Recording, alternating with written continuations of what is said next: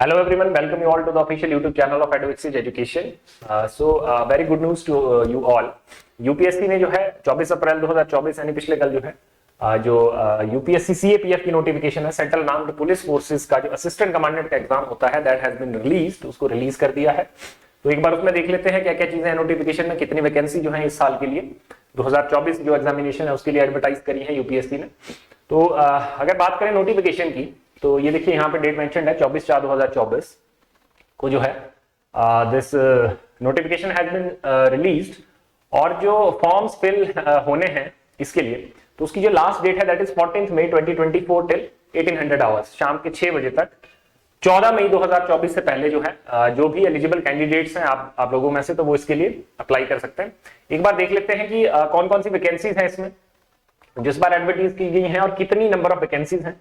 तो जो breakup of posts है तो ये वो यहाँ पे हम देख सकते हैं जो various central arm police forces हैं, जैसे बॉर्डर सिक्योरिटी फोर्स हो गया, रिजर्व पुलिस फोर्स हो गया, सेंट्रल इंडस्ट्रियल सिक्योरिटी फोर्स हो गया, आईटीबीपी, एसएसबी हैं, ये वेरियस फोर्सेस हैं। तो सबकी मिला के देयर आर टोटल 506 वैकेंसीज। ठीक है, तो ये एक अच्छा नंबर है। पिछले 1-2 साल में 250 वैकेंसीज, 300 वैकेंसीज, 200, 200 से 300 के बीच में इतनी वैकेंसीज आ रही थी। तो इस साल 506 वैकेंसीज के साथ जो है एग्जामिनेशन में जो वैकेंसीज हैं वो काफी ज्यादा बढ़ गई है। तो it is a very good opportunity for you all. बात करें बीएसएफ की तो सबसे ज्यादा vacancies 186 vacancies of assistant commandant in the border security force has been released, 120 vacancies in the CRPF, 100 vacancies in the CISF, ITBP में 58 और SSB में 42 vacancy जो है इसमें रिलीज करी गई है। ठीक है, तो यही होगी बात वैकेंसीज की।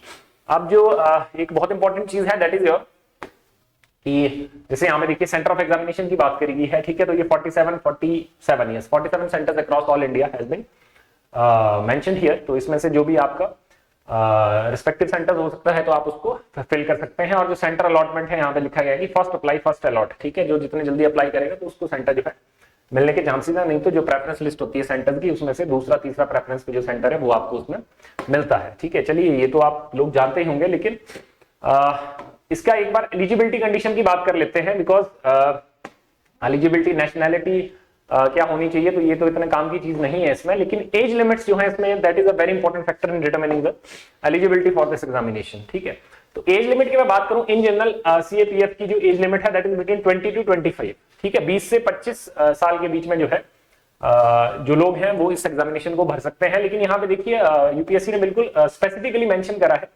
20 ईयर से लेके 25 ईयर्स, ये तो है ही लिखा हुआ, लेकिन इसकी जो कट ऑफ डेट है, ठीक है, कि किस डेट से आपको काउंट करना है कि आपकी एज जो है 20 है या 25, उस 20 से कम है या 25 से ज्यादा तो नहीं है। तो उसके लिए जो कैलकुलेशन डेट है दैट इज 1 अगस्त 2024, 1 अगस्त 2024। तो इसमें मेंशन्ड है प्रॉपर्ली कि 2 अगस्त 1999, 2 अगस्त 1999 से पहले जो लोग पैदा हुए हैं वो एलिजिबल नहीं है। और those who were born after 1 August 2004, तो 2004 अगस्त 1 के बाद जो लोग द पीपल हुआ बॉर्न, तो वो भी इसमें एलिजिबल नहीं है। तो ये जो ब्रैकेट है इसके बीच में जो लोग हैं तो वही इस एग्जाम को जो है भर सकते हैं। ठीक है, फिर एज रिलैक्सेशन की अलग अलग कैटेगरीज में बात करी गई है। जैसे 5 साल की मैक्सिमम जो है इसमें एक्सटेंशन मिलती है, एज एक्सटेंशन एससी को और एसटी को। ठीक है, 3 इयर्स की एक्सटेंशन मिलती है in case of candidate belonging to other backward classes, OBC की अगर हम बात करें।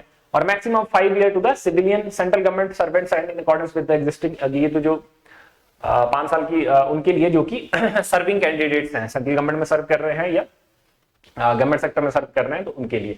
तो लेकिन आपके लिए जो इंपॉर्टेंट चीज है जो most of the people who aspire to join this service, तो उनके लिए जो 20 से 25 साल है वो इसकी एलिजिबिलिटी डेट है, तो एलिजिबिलिटी एज लिमिट है, तो वो आपको पता होना चाहिए। ठीक है, नेक्स्ट और देख लिया नोटिफिकेशन में क्या है। तो ये वही बातें करी गई है कि मिनिमम एजुकेशन क्वालिफिकेशन की बात अगर देखें तो देखिए candidate must hold a bachelor degree of university. ठीक है, किसी भी यूनिवर्सिटी से कोई बैचलर डिग्री जो है आपने करी होनी चाहिए, तो that is the minimum educational qualification required to fill this exam. ठीक है, तो I hope it is clear. तो जो ग्रेजुएशन है आपकी वो आपकी कंप्लीट होनी चाहिए इसमें। ठीक है जी, फी की बात करें तो फॉर्म की फी तो देखिए यहाँ पे 200 रुपए जो है वो चार्ज किए जाएंगे आपको as a fee of filling this form. लेकिन candidates except female SC ST candidates, ठीक है, एससी एसटी और फीमेल कैंडिडेट्स को जो है फीस में एग्जम्पशन है। उसके अलावा जितने कैंडिडेट्स हैं they will have to pay 200 rupees to fill the form. तो ये चीज आप ध्यान रखेंगे इसमें। ठीक है जी, तो ये कुछ चीजें थी इसमें, तो ये आपके लिए इसमें पूरा एक बार आप नोटिफिकेशन को जाके विजिट कर लें, ठीक है, कि क्या क्या चीजें हैं, कैसे कैसे इसको फिल करना है, तो बस सारे प्रोसेस वहां पे बता दिया होगा। एक बार हम इसका स्ट्रक्चर ऑफ एग्जामिनेशन समझ लेते हैं, यहाँ पे मेंशन होगा स्ट्रक्चर ऑफ एग्जामिनेशन की अगर हम बात करें तो इन जनरल मैं आपको बता दूं देयर आर 2 पेपर्स, ठीक है, तो 2 इसके जो है पेपर होते हैं। देखिए यहाँ पे मेंशन है selection procedure, scheme and syllabus for the examination, सब कुछ जो है इसमें डिटेल में मेंशन है कि जो सिलेक्शन प्रोसीजर है वो क्या होने वाला है, ठीक है, और जो स्कीम ऑफ एग्जामिनेशन है वो क्या है। तो basically it is a 3 tier exam, ठीक है, फर्स्ट ईयर जिसमें आपका रिटन एग्जामिनेशन होता है, सेकंड ईयर जिसमें आपका फिजिकल एफिशिएंसी टेस्ट या पीटी जिसको कहते हैं वो कंडक्ट करवाया जाता है, और तीसरे टियर में आपका इसमें एक इंटरव्यू होता है जिसको आपने जहां आपने अपीयर होना होता है। तो अगर बात करें रिटन एग्जामिनेशन की, तो रिटन एग्जामिनेशन में पेपर 1 एंड पेपर 2 करके देयर आर 2 डिफरेंट पेपर्स, ठीक है, ऑन द सेम डे, ठीक है। लेकिन एक जो यहाँ पे देखिए एक अच्छी चीज यहाँ पे कि 4 अगस्त 2024 ये जो है एग्जामिनेशन की डेट पहले ही यूपीएससी ने नोटिफाई कर दी है कि 4 अगस्त 2024, 4 अगस्त 2024 दिस इज द डेट जब ये एग्जाम जो है रिटन एग्जाम इसका जो है वो करवाया जाएगा। तो पेपर 1 एंड पेपर 2 करके जो है इसमें 2 पेपर आपके रिटन एग्जामिनेशन में रहेंगे। पेपर 1 की बात करें तो paper 1 consist of general ability and intelligence जो कि 250 मार्क्स का होने वाला है, ठीक है।